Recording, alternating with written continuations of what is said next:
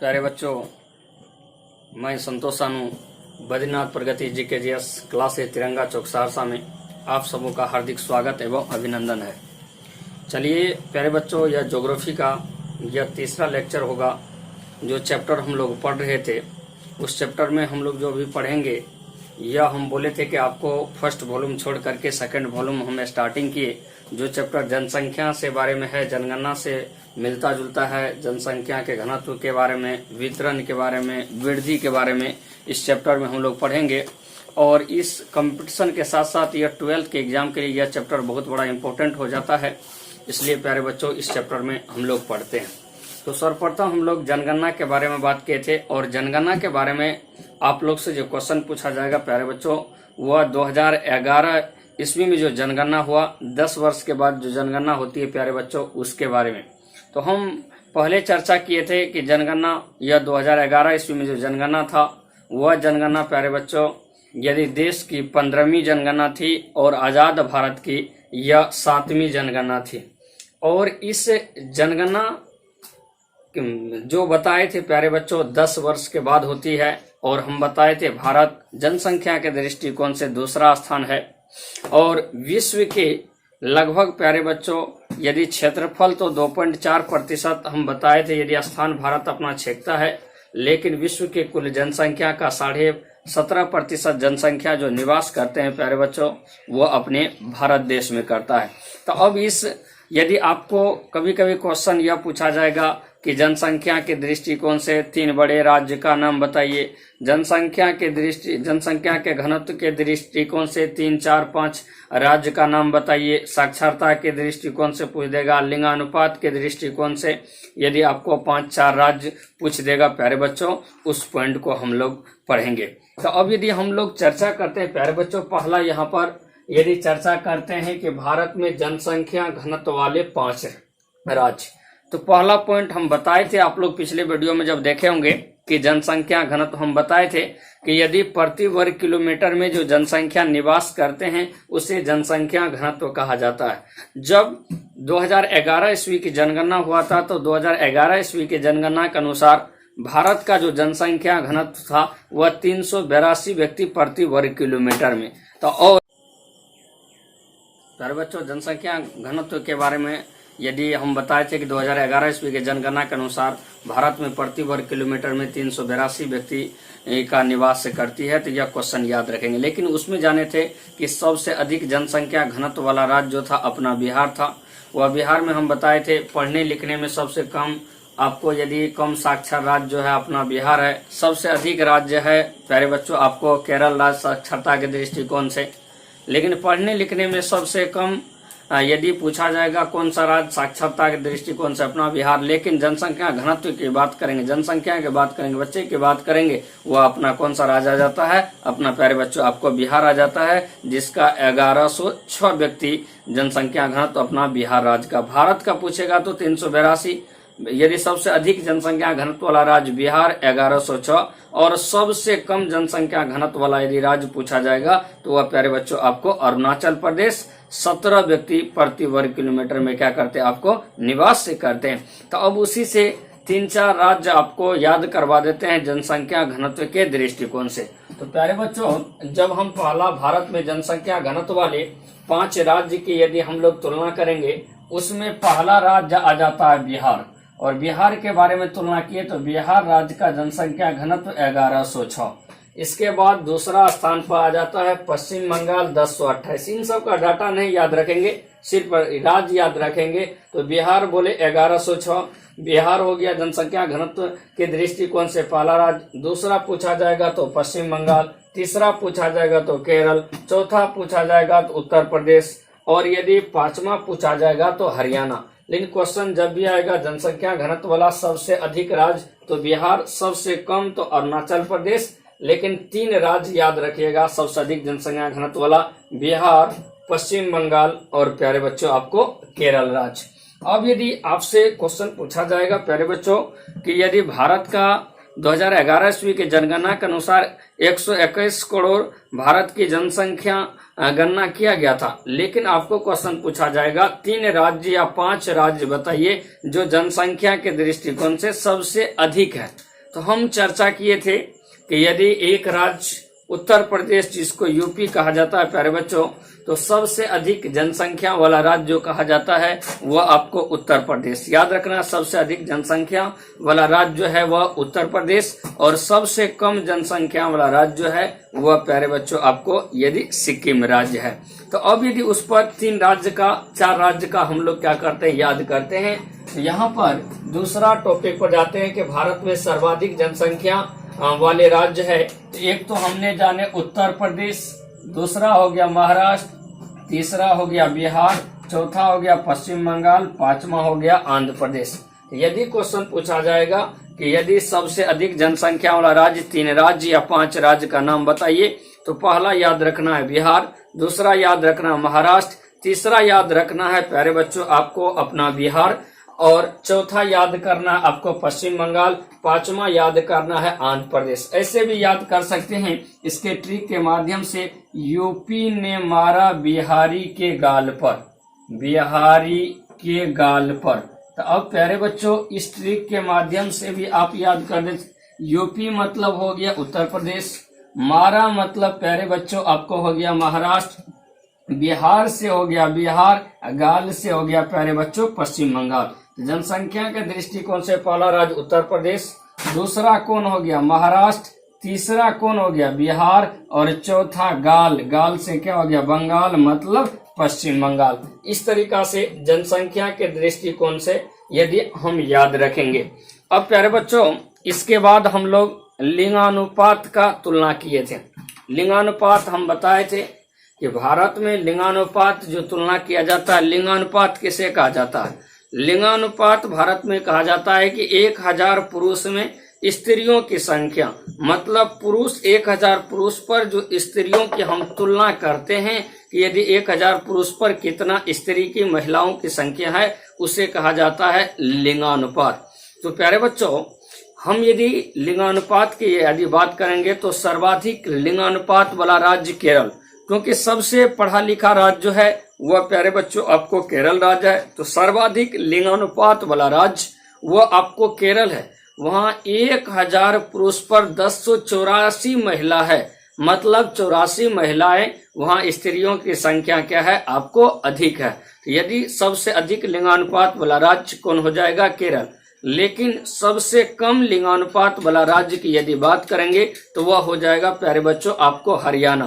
तो हरियाणा में 1000 पुरुष पर मात्र महिलाओं की संख्या 879 है। यहाँ से क्वेश्चन बार बार आता है कि सर्वाधिक लिंगानुपात वाला राज्य कौन है? केरल। कितना? 1084। सबसे कम कौन है? हरियाणा। लेकिन 3 राज्य का हम लोग क्या करते हैं प्यारे बच्चों? याद करते हैं। तो यहाँ भारत में सर्वाधिक लिंगानुपात वाला राज्य, तो हमने पहला तो और लास्ट वाला तो याद रखना ही है। पहला हमने बोले केरल और लास्ट बोले हम प्यारे बच्चों आपको हरियाणा। पहला कौन बोले? केरल, और लास्ट कौन बोले? सबसे कम लिंगानुपात वाला राज्य हरियाणा। लेकिन यहाँ पर 3 राज्य का याद रखना है। एक प्यारे बच्चों केरल हो गया, एक तमिलनाडु हो गया, एक आपको आंध्र प्रदेश हो गया। इससे आगे यदि याद रखेंगे 5 राज्य का तो केरल हो जाएगा 1084। इनका डाटा याद रखना, बाकी का नहीं याद रखना। केरल हो गया, तमिलनाडु हो गया, आंध्र प्रदेश हो गया, मणिपुर हो गया, सिक्किम हो गया। तो यहाँ पर सर्वाधिक लिंगानुपात वाला राज्य कौन हो गया? केरल। सबसे कम कौन हो गया? हरियाणा। तो अब प्यारे बच्चों यदि इस जनसंख्या की यदि हम लोग बात करते हैं तो अगला पॉइंट पर हम लोग भाषाओं के आधार पर यदि आपको भारत में विभिन्न प्रकार के भाषाओं बोले जाते हैं, इसलिए भारत में संस्कृति भाषाओं की बात करेंगे, धर्म मजहब की बात करेंगे तो प्यारे बच्चों भारत जो है वह भारत की सांस्कृतिक जो है सामाजिक स्थिति जो है वह प्यारे बच्चों विविधताओं है। लेकिन विविधताओं के साथ साथ फिर भी क्या किया जाता है? एकता स्थापित किया है। इसलिए आपको बोर्ड एग्जाम में क्वेश्चन पूछा जाएगा कि भाषाओं के आधार पर कौन भाषा की लोग अधिक भारतवर्ष में बोले जाते हैं, सबसे अधिक भाषा बोले जाने वाले और सबसे कम भाषा बोले जाने वाले प्यारे बच्चों। तो आप यदि पॉलिटिकल पढ़ेंगे तो वहां हम बताए थे, अभी याद भी रखना है कि यदि हमारे संविधान में 22 भाषाओं का मान्यता मिला हुआ है, क्योंकि भारतवर्ष में हजारों भाषा बोला जाता है, विभिन्न क्षेत्रों में विभिन्न भाषा बोला जाता है, लेकिन हजारों भाषाओं में मात्र 22 भाषाओं का याद रखेंगे कि यदि भारतवर्ष से हमारे संविधान में, हमारे नियम कानून में मान्यता मिला हुआ है। तो आपको क्वेश्चन पूछेगा आर्य वाला, द्रविड़ वाला या अन्य भाषा की कितने आपको लोग बोलते हैं, उसको याद रखना है। तो अब प्यारे बच्चों, यदि भाषा की बात करेंगे तो आधुनिक भारतीय भाषाओं का वर्गीकरण, जैसे आर्य भाषा बोला जाता है 73%। यदि कहा जाएगा प्यारे बच्चों सबसे अधिक जो बोला जाता है वह कौन भाषा? आर्य भाषा। कितना प्रतिशत? 73%। इसके बाद द्रविड़ जो है वह 20%। तो जब भी क्वेश्चन पूछा जाएगा भारत में सर्वाधिक जो बोला जाता है वह कौन भाषा? आर्य भाषा 73, द्रविड़ 20%, ऑस्ट्रिक 1.38%, तिब्बती एवं चीनी भाषा 0.85%। हमने क्या बोले? आर्य भाषा 73%, द्रविड़ 20%, ऑस्ट्रिक 1.38%, तिब्बती एवं चीनी भाषा 0.8%। इससे स्पष्ट हो गया सर्वाधिक जो भारतवर्ष में बोली जाती है वह कौन भाषा? आर्य भाषा। तो अब प्यारे बच्चों, यदि हम जनगणना की 10 की अब बात करते, इस क्वेश्चन को याद रखेंगे या ऑब्जेक्टिव के दृष्टिकोण से। तो अब यदि एक क्वेश्चन आ जाएगा प्यारे बच्चों, जनसंख्या वृद्धि किसे कहा जाता है? क्वेश्चन शॉर्ट में क्वेश्चन पूछा जाता है कि जनसंख्या वृद्धि किसे कहा जाता है। तो अब यदि जनसंख्या वृद्धि की यदि हम लोग प्यारे बच्चों यदि बात करेंगे दो स्थानों के बीच, जैसे एक स्थान ए हो गया, एक स्थान बी हो गया। यदि हम एक टॉपिक प्यारे बच्चों यहाँ है जनसंख्या वृद्धि, क्वेश्चन पूछेगा जनसंख्या वृद्धि किसे कहा जाता है? तो जनसंख्या वृद्धि से हम यह समझते हैं जब दो स्थान के बीच यदि समान समय अंतराल में, दो स्थानों के बीच समान समय अंतराल में जो जनसंख्या में जो वृद्धि होता है उसी को जनसंख्या वृद्धि कहेंगे। हमने बोले दो स्थानों के बीच समान समय अंतराल में जो जनसंख्या में लोगों की संख्या में वृद्धि होता है उसी को जनसंख्या वृद्धि कहेंगे। याद हो गया होगा, हमने बोले दो स्थानों के बीच समान समय अंतराल में जो लोगों की संख्या में जो वृद्धि होता है उसी को क्या कहा जाता है? जनसंख्या वृद्धि कहा जाता है। अब प्यारे बच्चों, भारत में यदि हम लोग बात करेंगे आपको जनगणना की बात करेंगे। जनगणना को आपसे क्वेश्चन पूछा जाएगा। तो जैसे प्यारे बच्चों, यह जनगणना सर्वप्रथम हम बताए थे 1872 में हुआ था। नियमित जो स्टार्टिंग हुआ था वह 1881 ईस्वी में हुआ था। लेकिन जनसंख्या के कुछ दशक मतलब होता है 10 वर्ष। दशक मतलब 10 वर्षों की जनसंख्या की अवधि के बारे में क्या किया गया? आपको तुलना किया गया। जैसे जनगणना की कैटेगरी को कुछ बांटा गया है, वह जनसंख्या कभी एकाएक वृद्धि हो गया, कभी जनसंख्या में धीरे धीरे वृद्धि हुआ, कभी जनसंख्या में स्थिर रहा, न्यूनतम मात्रा में आपको वृद्धि रहा। उसके आधार पर क्या किया है? जनगणना की या 10 की वृद्धि दर की आपसे क्वेश्चन पूछा जाएगा। जैसे प्यारे बच्चों, इस जनगणना की यदि बात करेंगे तो 1901 ईस्वी से लेकर 1901 ईस्वी में जो जनगणना हुआ और 1921 ईस्वी में जो जनगणना हुआ, उस जनगणना की अवधि को प्यारे बच्चों यदि स्थिर दशक या स्थिर जनसंख्या के अवधि के नाम से जाना जाता है या रुद्र के नाम से जाना जाता है। मतलब 1901 से लेकर 1921 ईस्वी के बीच जनसंख्या में न के बराबर क्या हुआ? आपको वृद्धि हुआ। जैसे प्यारे बच्चों, यहाँ पर हमने बोले कि यदि 1901 से 1921 ईस्वी के अवधि को भारत में जनसंख्या की वृद्धि को रुद्र अथवा स्थिर अवधि के रूप में जाना जाता है, तो यदि कहा जाएगा जनगणना के किस समय अवधि को रुद्र अथवा स्थिर अवधि के रूप में जाना जाता है, वह 1901 से लेकर 1921 ईस्वी। जैसे प्यारे बच्चों, 1921 से अगला पॉइंट पर हम लोग बात करते हैं। 1921 से लेकर 1951 के दशकों में भारत में जनसंख्या स्थिर वृद्धि दर, मतलब स्थिर वृद्धि दर मतलब यह हो गया कि 1921 से 1951 ईस्वी में जो जनसंख्या में धीरे धीरे क्या हुआ? आपको वृद्धि हुआ, इसलिए स्थिर वृद्धि दर के रूप में जाना जाता है। स्थिर वृद्धि दर जनसंख्या के अवधि को जाना जाता है वह 1901 से लेकर आपको 1951 ईस्वी के बीच माना जाता है। अब यदि अगला बात करेंगे 1951 से लेकर 1981, तो यह 1901 से 1921 के स्थिर या रुद्र क्षेत्र के रुद्र अवधि के नाम से जाना जाता है। 1921 से 51 में स्थिर वृद्धि दर के रूप में जाना जाता है। अब 1951 से 1981 के दशकों को भारत विस्फोटक अवधि के रूप में, तो मतलब प्यारे बच्चों 1951 से लेकर के 1981 की जनगणना की अवधि को बात करेंगे, इसको जनसंख्या विस्फोटक के रूप में जाना जाता है। तो अब आपके दिमाग में यह आ गया होगा कि जनसंख्या विस्फोटक के रूप में जनसंख्या विस्फोटक किसे कहा जाता है। जनसंख्या विस्फोटक की यदि बात करेंगे तो जनसंख्या में एकाएक वृद्धि होना ही जनसंख्या विस्फोटक के रूप में जाना जाता है।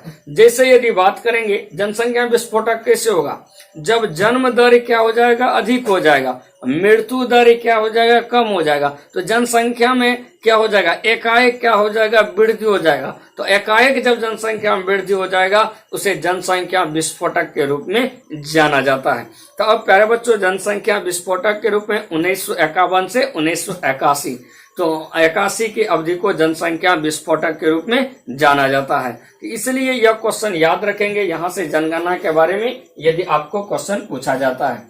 अब यदि प्यारे बच्चों यदि बात करेंगे तो भारत में यदि धर्म की बात करेंगे, तो भारत में यदि धर्म की बात करेंगे क्वेश्चन पूछा जाएगा कि यदि भारत में यदि आपको धर्म के 8 धर्म के लोग रहते हैं, यदि कहा जाएगा भारतवर्ष में कितने धर्म के लोग रहते हैं, तो प्यारे बच्चों याद रखना है 8 धर्म के लोग आपको यदि क्या रहते हैं, आपको रहते हैं। लेकिन जिन धर्म की संख्या, लोग की संख्या, जनसंख्या अधिक रहेंगे उसको कहा जाएगा बहुसंख्यक, और बहुसंख्यक को छोड़कर बाकी को कहा जाएगा प्यारे बच्चों अल्पसंख्यक कहा जाएगा।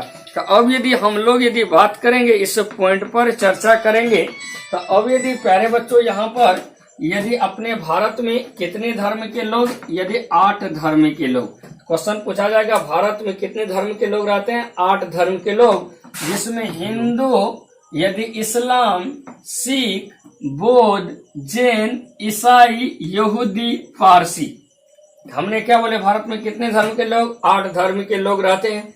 उसमें हिंदू जो रहते हैं वह 76%। इसका मतलब सबसे अधिक जनसंख्या जो भारत में वह किसका है, हिंदू का। कौन जनगणना के अनुसार, 2011 ईस्वी के जनगणना के अनुसार कितना प्यारे बच्चों, आपको 76% रहता है। इसके बाद यदि बात करेंगे इस्लाम धर्म, इस्लाम धर्म प्यारे बच्चों आपको 16%, हिंदू धर्म 76, इस्लाम धर्म 16%। इसके बाद सिख को याद रखेंगे, बौद्ध को याद रखेंगे, जैन धर्म को याद रखेंगे, ईसाई को याद रखेंगे, यहूदी को याद रखेंगे और पारसी को याद रखेंगे। तो भारतवर्ष में कितने धर्म के लोग, 8 धर्म के लोग। तो एक शॉर्ट में जनसंख्या वृद्धि क्वेश्चन पूछा जाएगा। एक क्वेश्चन पूछा जाता अल्पसंख्यक भारत में। तो अब प्यारे बच्चों यदि हम अल्पसंख्यक पर चर्चा, बहुसंख्यक जानेंगे कि जिस धर्म की संख्या, लोग की संख्या अधिक जिस देश में रहेंगे उसे कहा जाएगा बहुसंख्यक।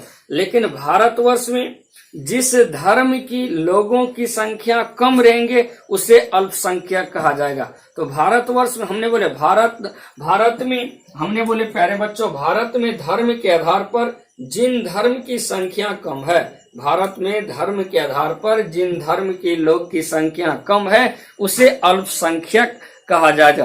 तो यदि हम बात करेंगे अल्पसंख्यक में, तो भारत में हिंदू धर्म को छोड़कर बाकी जितने धर्म के लोग रहेंगे उसे क्या कहा जाएगा, अल्पसंख्यक। कितने बच्चे के दिमाग में यह रहता है कि अल्पसंख्यक मतलब मुसलमान, ऐसी बात नहीं है। बहुसंख्यक को छोड़कर जितने धर्म के लोग रहेंगे उसे क्या कहा जाएगा, आपको अल्पसंख्यक कहा जाएगा। अब प्यारे बच्चों अपने बिहार में बात करेंगे तो अपना बिहार में 80%, आपको 60% लोग तो कृषि पर ही निर्भर रहते हैं। लेकिन अपने बिहार में प्यारे बच्चों 83.2% हिंदू है। यदि बात किया जाएगा बिहार में सर्वाधिक कौन धर्म के लोग, हिंदू धर्म के लोग। कितना प्रतिशत, 83.2% आपको बिहार में हिंदू धर्म, जबकि मुस्लिम धर्म जो है 16.5%। मतलब सर्वाधिक हिंदू हो गया 83.2%। इसके बाद मुस्लिम धर्म कितना हो गया 16.5%। तो बिहार में सर्वाधिक कौन हो गया हिंदू, इसके बाद कौन हो गया मुस्लिम, इसके अतिरिक्त जो बच गया वो अन्य धर्मी के लोग। तो अब यदि राज्य के अनुसार क्वेश्चन पूछा जाएगा कि जैसे किस राज्य में इस्लाम धर्म की संख्या अधिक है, किस राज्य में सिख धर्म की संख्या अधिक है, किस राज्य में ईसाई धर्म की संख्या, उस आधार पर कभी कभी प्यारे बच्चों क्वेश्चन आपको पूछ देगा। इस्लाम धर्म सबसे अधिक है जम्मू कश्मीर। यदि कहा जाएगा यदि आपको जम्मू कश्मीर और लक्षद्वीप में प्यारे बच्चों 95% तो मुसलमान है, लेकिन यदि जम्मू कश्मीर की बात करेंगे तो वह 66.9% है। आपसे क्वेश्चन बिहार में कितना 83.2% हिंदू, जबकि मुस्लिम कितना 16.5%। इस्लाम धर्म मतलब मुसलमान धर्म जम्मू कश्मीर में 66.9%, लक्षद्वीप में मुसलमान कितना प्रतिशत 95% मुसलमान, बाकी अन्य रहेगा। सिख धर्म पंजाब में है आपको 59.9%, लगभग प्यारे बच्चों 60% सिख धर्म के लोग जो निवास करते हैं वह किस राज्य में, आपको पंजाब राज्य में। जब बौद्ध धर्म की बात करेंगे तो वह सिक्किम में 26.4% और अरुणाचल प्रदेश में 13%। मतलब यह बौद्ध धर्म की बात करेंगे तो यदि सर्वाधिक कौन सा राज्य में, सिक्किम राज्य में, और सबसे कम कौन राज्य में, अरुणाचल प्रदेश में। तो सिख पंजाब में, बौद्ध धर्म किस राज्य में, सिक्किम में और अरुणाचल प्रदेश में। जब जैन धर्म का बात आएगा प्यारे बच्चों तो वह आ जाएगा राजस्थान में, महाराष्ट्र में। जैन धर्म किस राज्य में, राजस्थान में, महाराष्ट्र में। राजस्थान में 1.2%। यदि क्वेश्चन पूछा जाएगा जैन धर्म राजस्थान में कितना 1.2%, महाराष्ट्र में 1.3%। लेकिन ईसाई धर्म के लोग या अंग्रेज लोग जो थे, या अंग्रेज जो आए, ब्रिटिश लोग जो आए, जो भारत को गुलाम बना के 200 वर्षों तक शासन किया, या ईसाई धर्म के लोग थे। और ईसाई धर्म या नागालैंड राज्य में, और प्यारे बच्चों 90% जनसंख्या जो निवास ईसाई धर्म के करते हैं वो आपको नागालैंड राज्य में। अब यदि इसके बाद यदि बात करेंगे एक ऑब्जेक्टिव की यदि बात होगा, यह सब क्वेश्चन प्यारे बच्चों ऑब्जेक्टिव के दृष्टिकोण से कुछ छोटा छोटा टॉपिक बोले जो शॉर्ट क्वेश्चन के दृष्टिकोण से बहुत महत्वपूर्ण टॉपिक है। तो अब यदि एगो क्वेश्चन पूछा गया है कि भारत में नगरीय जनसंख्या, भारत में गांव की जनसंख्या। तो आप जानते होंगे भारत कृषि प्रधान देश है, या बिहार राज्य खास करके कृषि पर आधारित है। तो भारत कृषि प्रधान देश है। तो यहाँ पर प्यारे बच्चों यदि सर्वाधिक जनसंख्या जो निवास करते हैं वह गांव में, और गांव में जनसंख्या निवास जो करते हैं वह 68.8%। यदि कहा जाएगा गांव में जनसंख्या कितना निवास करते हैं 68.8%, और भारत में नगरीय जनसंख्या 31.6%। यदि कहा जाएगा भारत में नगरीय जनसंख्या कितना हो जाएगा 31.6%, भारत में गांव की जनसंख्या कितना हो जाएगा 68.8%। यहाँ तक याद रखेंगे। इसके बाद एक छोटा सा टॉपिक है जो जैसे जनसंख्या वृद्धि दर, लिंगानुपात, अल्पसंख्यक, यह सब शॉर्ट में क्वेश्चन पूछा जाता है। एक प्यारे बच्चों यहाँ पर क्वेश्चन पूछा जाएगा कि आर्थिक स्तर की दृष्टि से भारत की जनसंख्या को 3 वर्गों में बांटा गया। आर्थिक तो जानबे करते, धन कमाना, रुपया पैसा कमाना। तो यह क्या किया है, जनसंख्या को आर्थिक स्तर दृष्टिकोण से यदि भारत की जनसंख्या को क्या किया है 3 वर्गों में बांटा। यह क्वेश्चन पूछा जाएगा कि आर्थिक स्तर की दृष्टिकोण से भारत की जनसंख्या कितने वर्गों में बांटा गया है 3 वर्गों में। जैसे आपको याद रखेगा मुख्य श्रमिक, सीमांत श्रमिक, अश्रमिक। तो अब यदि यहाँ पर परिभाषा हम बता देते हैं, शॉर्ट क्वेश्चन बन जाएगा कि यदि आपके दिमाग में होगा सर मुख्य श्रमिक किसे कहा जाएगा, सीमांत श्रमिक किसे कहा जाएगा, अश्रमिक किसे कहा जाएगा। मुख्य श्रमिक उसे कहा जाएगा, मुख्य श्रमिक उसे कहा जाएगा जो श्रमिक जो आपको मजदूर काम करते हैं प्यारे बच्चों 1 वर्ष में 83 दिन या प्यारे बच्चों 6 महीना कार्य करते हैं, उसे मुख्य श्रमिक कहा जाता है। यदि कहा जाएगा मुख्य श्रमिक किसे कहा जाएगा, कहेंगे मुख्य श्रमिक उसे कहा जाएगा जो 1 वर्ष के दौरान 83 दिन या 6 महीना कार्य करते हैं, उसे मुख्य श्रमिक कहा जाता है। ऑब्जेक्टिव भी बन जाएगा, यहाँ से शॉर्ट क्वेश्चन भी बन जाएगा। सीमांत श्रमिक किसे कहा जाएगा, तो सीमांत श्रमिक उसे कहा जाएगा जो एक वर्ष में 83 दिन या 6 महीना 83 दिन या 6 महीना से कम काम करते हैं, उसे सीमांत श्रमिक कहा जाता है। अब अश्रमिक प्यारे बच्चों किसे कहा जाता है? जो लोग क्या करते हैं, कार्य नहीं करते हैं, उसे क्या कहा जाता है? अश्रमिक कहा जाता है। इसे आश्रित वर्ग कहा जाता है। यह जनसंख्या भारत में 60% है। तो यदि आपको कहा जाएगा मुख्य श्रमिक किसे कहेंगे, सीमांत श्रमिक किसे कहेंगे, अश्रमिक किसे कहेंगे, तो वह जो लोग कार्य नहीं करते उसे अश्रमिक कहा जाता है। जो लोग 83 दिन या 6 महीना कार्य करते हैं मुख्य श्रमिक, सीमांत 83 दिन या 6 महीना से कम करते हैं उसे सीमांत श्रमिक कहा जाता है। तो प्यारे बच्चों, आज की क्लास यहीं तक। इसी के साथ आप क्या करेंगे, इसको ऑब्जेक्टिव सब्जेक्टिव पढ़ेंगे। यहीं तक प्यारे बच्चों।